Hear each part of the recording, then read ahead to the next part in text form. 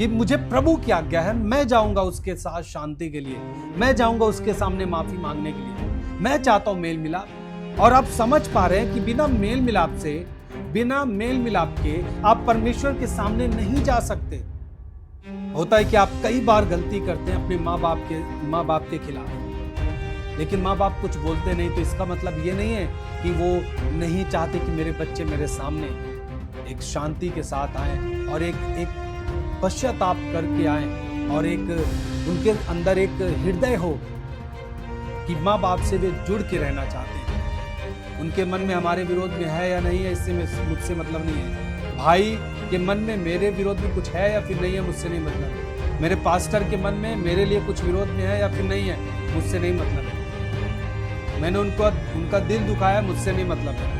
मैं तो अपने रिश्ते में हूँ परमेश्वर के साथ। मैं प्रार्थना करता हूँ, वचन पढ़ता हूँ, उपवास करता हूँ। जानते परमेश्वर ऊपरी का बदलाव नहीं चाहता, आपके अंदर का बदलाव चाहता है। जब अंदर बदलता है तो बाहर भी अपने आप बदलाव आता है। इस तरीके का जो घमंड होता है उससे हमारी उन्नति नहीं होने वाली है कि हम क्षमा नहीं मांगेंगे।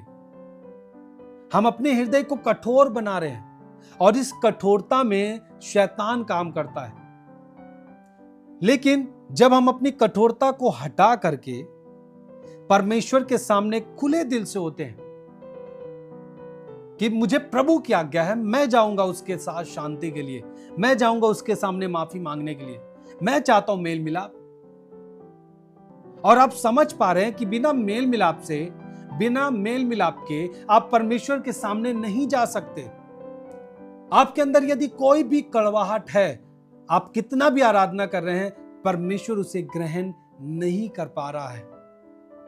होता है कि आप कई बार गलती करते हैं अपने माँ बाप के खिलाफ, लेकिन माँ बाप कुछ बोलते नहीं, तो इसका मतलब ये नहीं है कि वो नहीं चाहते कि मेरे बच्चे मेरे सामने एक शांति के साथ आएं और एक पश्चाताप करके आएं और एक उनके अंदर एक हृदय हो कि माँ बाप से वे जुड़ के रहना चाहते हैं। ये जो कठोर हृदय है वो आपको बहुत दूर धीरे धीरे मसीही जीवन से लेके चला जाएगा।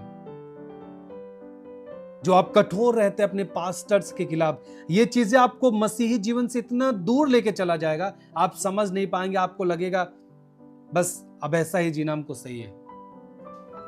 जानते एक व्यक्ति को, जो मसीही व्यक्ति है, बाइबल के अनुसार उसे परमेश्वर के साथ रिश्ता बनाने के साथ साथ अपने परिवार के साथ अच्छे रिश्ते में चलना चाहिए। जैसा वो परमेश्वर के साथ अच्छे रिश्ते में चलना चाहता है, पहला उसे अपने जिस भाई को वो देखता है उसके साथ अच्छे रिश्ते में आना पड़ेगा। अपने पास्टर के साथ अच्छे रिश्ते में आना पड़ेगा। उनकी फैमिली के साथ अच्छे रिश्ते में आना पड़ेगा आपको। यदि आप उनके साथ, आपका मन नहीं ठीक है और आपने कई बार गलती की है और आपके पास्टर के मन में है कि वो व्यक्ति किस तरीके से हमारे खिलाफ बोला और बातों को उनको उनके कानों तक वो बात पहुंची है, और सामने हमने मैंने मतलब एक व्यक्ति ने पास्टर के खिलाफ गलत बोला, उस पास्टर को पता है। आपको जाना चाहिए, उनके सामने जाना चाहिए और अपनी गलती को मानना चाहिए, ताकि आपकी जो प्रार्थनाएं हैं, आपकी जो भेंट है, वो परमेश्वर के सामने उस वेदी पर ग्रहण योग्य होने पाए। कई बार हम प्रार्थना करते हैं लेकिन अपने रिश्ते को ठीक नहीं रखते। इसी कारण से हम कहते हैं और सोचते हैं कि मेरी जो प्रार्थना है, हम प्रार्थना करते पता नहीं क्यों हो ही नहीं पा रहा इस तरीके से। मैं पहले प्रार्थना करता था, जैसे परमेश्वर सुन लेता था और मेरी प्रार्थनाओं का जवाब देता था, आज वो चीजें नहीं हो पा रही है। आपके मन की बदलाव की जरूरत है। क्षमा मांगने और क्षमा करने की आदत में आपको आना पड़ेगा। इसीलिए बाइबल कहता है, जब आप उस यीशु मसीह अपने चेलों को जब प्रार्थना सिखा रहा था, उसमें वो प्रार्थना थी कि परमेश्वर, जैसे मैंने अपने अपराधियों को क्षमा किया, वैसे मेरे अपराधों को क्षमा कर। जब आप अपने अपराधियों को नहीं क्षमा करते तो परमेश्वर कैसे आपके अपराधों को क्षमा करें? हाँ, जब आप अपने अपराधियों के अपराध को क्षमा करते हैं, आपके खिलाफ कोई कुछ कहता है, आप उसे क्षमा करते हैं, तभी बाइबल के अनुसार परमेश्वर आपको क्षमा कर सकता है। क्योंकि उसमें लिखा है कि जैसे परमेश्वर मैंने अपने अपराधियों के अपराध को क्षमा किया है, वैसे मेरे अपराध को क्षमा कर। इस बात को आप कब कह पाएंगे? जब आप अपने अपराधियों को क्षमा करेंगे, अपने ठेस पहुंचाने वाले को क्षमा करेंगे, तभी तो आप कर सकते हैं ना। तभी तो आप परमेश्वर के सामने इस वचन को लेकर के आप माफी मांग सकते हैं। जो व्यक्ति माफ करता है वो माफी पाता है, और जो व्यक्ति अंगीकार करता है, अपनी गलती को मानता है, वो परमेश्वर के सामने खुले दिल वाला व्यक्ति है। परमेश्वर उसे ग्रहण करता है, उसे ब्लेस करता है। आप जानते हैं आदम के जो पुत्र थे कैन और हाबिल, अब जब आप उत्पत्ति 4 अध्याय में जब आप जाते हैं, 4 के 4 और 4 से 7 तक हम पढ़ेंगे। उत्पत्ति 4 उसका 4 से 7। और हाबिल भी अपनी भेड़ बकरियों के कई एक पहिलौठे बच्चे भेंट चढ़ाने ले आया और उनकी चर्बी भेंट चढ़ाई। तब यहोवा ने हाबिल और उसकी भेंट को तो ग्रहण किया। यहीं पे रोक के रखे। देखिए, ये आदम की 2 संतानें थी, एक का नाम कैन था और एक का नाम हाबिल था।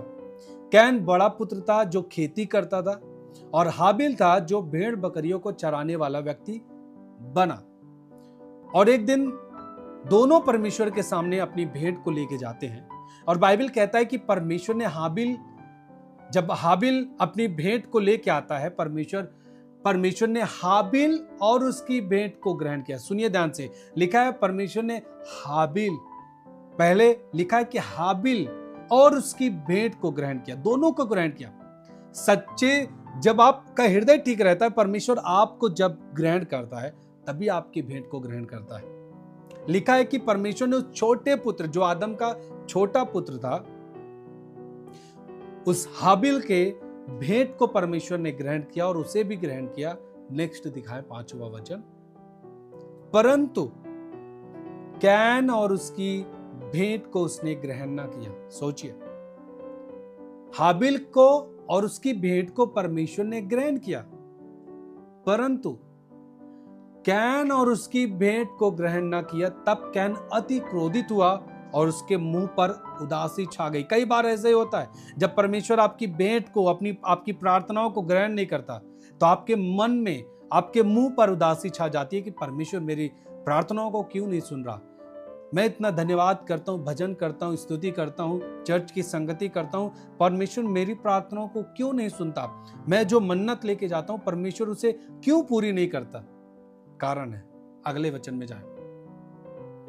यहोवा ने कैन से कहा, तू क्यों क्रोधित हुआ और तेरे मुंह पर उदासी क्यों छा गई है? यदि तू भला करे तो क्या तेरी भेंट ग्रहण न की जाएगी?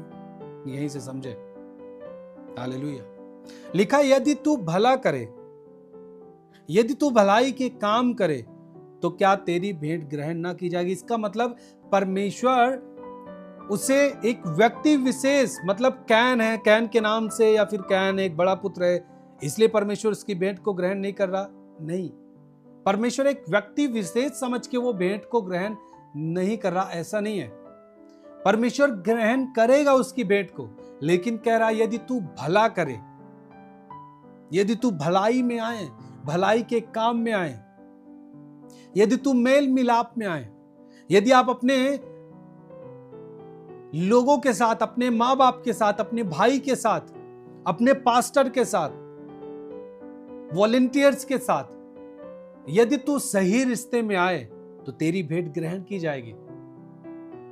हालेलुया। मैं फिर कह रहा हूं कि आप यदि सोचे कि चाहे मेरा पास्टर मुझसे नाराज है, नाराज रहे, मैं तो परमेश्वर के साथ अच्छे रिश्ते में चलूंगा, आपकी भेंट कहां ग्रहण हो रही है? आपके धन्यवाद की प्रार्थना, आपके धन्यवाद की भेंटें, आपकी प्रार्थनाएं कहां ग्रहण हो पा रही है? जब आपकी प्रार्थनाएं और भेंट ग्रहण नहीं हो पा रही उस वेदी पे, तो आपका रिश्ता परमेश्वर के साथ कहां है? आप तो अधूरे में हैं। और जब तक आप अपने उस रिश्ते में नहीं आएंगे, आप परमेश्वर के साथ रिश्ते में नहीं है। इसलिए बाइबल कहता है कि जब तू जिस भाई को देखता है, जब उससे तू प्रेम नहीं करता, तो मुझसे क्या करेगा? आपको भलाई में आना पड़ेगा, एक अच्छे हृदय में होना पड़ेगा, आपको पश्चाताप वाले हृदय में आना पड़ेगा, आपको शांति के हृदय में आना पड़ेगा, आपको अपने लोगों में, आपको रिश्ते में आना पड़ेगा। घमंडी होकर आप नहीं जी सकते। कुछ लोग सोचते हैं मैं तो प्रार्थना करता हूं जी, वो चाहे मुझसे नाराज रहे या फिर कुछ रहे, मुझसे नहीं मतलब। मैं उपवास करता हूं, उनसे नहीं मतलब। मैं भेंट को ले जाता हूं, चढ़ाता हूं, उनसे नहीं मतलब। माँ बाप खुश हैं या नहीं खुश हैं, उनके मन में हमारे विरोध में है या नहीं है, इससे मुझसे मतलब नहीं है। भाई के मन में मेरे विरोध में कुछ है या फिर नहीं है, मुझसे नहीं मतलब है। मेरे पास्टर के मन में मेरे लिए कुछ विरोध में है या फिर नहीं है, मुझसे नहीं मतलब है। मैंने उनका दिल दुखाया, मुझसे नहीं मतलब है। मैं तो अपने रिश्ते में हूं परमेश्वर के साथ। मैं प्रार्थना करता हूं, वचन पढ़ता हूं, उपवास करता हूं। जानते हैं, केवल प्रार्थना, उपवास, दान हमारे टूटे हुए संबंधों का विकल्प नहीं हो सकता। कि हम आत्मिकता में हैं, इस तरीके से हम अपने लोगों के साथ, उनके साथ व्यवहार हमारा ठीक नहीं है, अपने पास्टर के साथ व्यवहार नहीं ठीक है, अपने माँ बाप के साथ व्यवहार ठीक नहीं है, अपने मित्रों के साथ हमारा व्यवहार नहीं ठीक है, हमने हमारे भाई के साथ हमारा रिश्ता व्यवहार ठीक नहीं है, तो ऐसा कोई भी चीज नहीं जो आपको परमेश्वर के साथ जोड़ दे, और हमारे संबंध परमेश्वर के साथ भी सही नहीं हो सकते। हालेलुया। यीशु कहते हैं कि भेंट वहीं छोड़ दे। हालेलुया। यीशु मसीह कहता है कि भेंट वहीं छोड़ दे और जाकर पहले मिलाप कर। यीशु ने ये नहीं कहा कि आज भेंट चढ़ा ले, कल मेल मिलाप कर लेना। लेकिन वचन कहता है कि जब जाते हो और पता लगता है कि मेरे प्रति किसी के मन में विरोध है, तो अपनी भेंट को वहीं पर छोड़ दे। वचन ये नहीं कहता कि चढ़ा दे भेंट और अगले दिन जाके मेल मिलाप करना, नहीं। पहले मेल मिलाप कर, फिर उसके बाद तेरी भेंट चढ़ा उस वेदी पर। इसका मतलब मेल मिलाप को कल पर नहीं टालना चाहिए कि हाँ मैं कल कर लूंगा, कल जाके अपने पास्टर्स के सामने माफी मांग लूंगा, कल मैं अपने भाई के सामने माफी मांग लूंगा, कल अपने माता पिता के सामने माफी मांग लूंगा, आज मैं प्रार्थना में बैठा हूं। नहीं, प्रार्थना में जाने से पहले जाओ अपने उन लोगों के पास, माफी मांगो और उसके बाद आके प्रार्थना करो, और परमेश्वर आपकी प्रार्थनाओं को सुनेगा। मुझे ऐसा क्यों लगता है कि लोग कैसे ऐसे प्रार्थना कर पाते होंगे जब उनका रिश्ता अपने माँ बाप के साथ ना हो, उनके अंदर माफ करना और माफी मांगने वाला दिल ना हो। कैसे वे परमेश्वर के सामने जा सकते हैं? कैसे वे किसी के विरोध में बोल करके प्रार्थना में बहुत आसानी से बैठ के समय बिताते हैं? मुझसे नहीं हो पाएगा। मैं आपको सच बता रहा हूं, कभी मुझसे अगर ऐसा हुआ है, किस तरीके से कि हाँ किसी ने मेरे बारे में इस तरीके से बोला है, और मैं अपना अगर फैमिली में बताऊं कि मुझे ऐसे लोग बोल रहे थे, तब भी उस बात के लिए मैं माफी मांगता हूं। आप सोचिए, क्योंकि मुझे नहीं लगता कि मैं किसी भी कड़वाहट के साथ, किसी भी ऐसी बातों के साथ अपने परमेश्वर के सामने जा करके उसके साथ समय बिता सकता हूं और परमेश्वर मुझसे खुश होगा। मुझे ऐसा नहीं लगता। एक एक बात के लिए मैं परमेश्वर के सामने जब भी जाता हूं, तब उस बात के लिए माफी मांगता हूं। परमेश्वर के सामने जाने का मतलब एक अच्छे रिश्ते में जाना होगा, तभी तो आप उसके साथ समय बिता रहे हैं। हालेलुया। जानते, एक दूसरे के प्रति कड़वाहट, मनमुटाव या विवाद आत्मिक विकास में बाधा डालता है। आपके आत्मिक जीवन में उन्नति जो होनी चाहिए उसे रोक देता है। जब आप कड़वाहट में रहते हैं, अपने भाई के साथ आप कड़वाहट में रहते हैं, अपने माँ बाप के साथ कड़वाहट में रहते हैं, अपने करीबी लोगों के साथ जब आप कड़वाहट में रहते हैं, उनके प्रति आप अपने अंदर कड़वाहट रखते हैं और आप बार बार उनका दिल दुखाते हैं किसी न किसी बात से, जो चीजें उन्होंने रोकी हैं करने के लिए, आप उसे करके आप उनके दिल को दुखाते हैं, या आपके आत्मिक जीवन को जानते हैं, जो उन्नति होनी चाहिए उसे रोक देती है, उसमें बाधा उत्पन्न करती है। इसीलिए प्रार्थना में जाने से पहले अपने रिश्तों की कड़वाहट को दूर करना बहुत जरूरी है, ताकि आप परमेश्वर के साथ रिश्ते में आ सकें। यदि आप परमेश्वर के साथ रिश्ते में आना चाहते हैं, पहला आपको अपने लोगों के साथ रिश्ते में आना पड़ेगा। ये बाइबल आपको बता रहा है।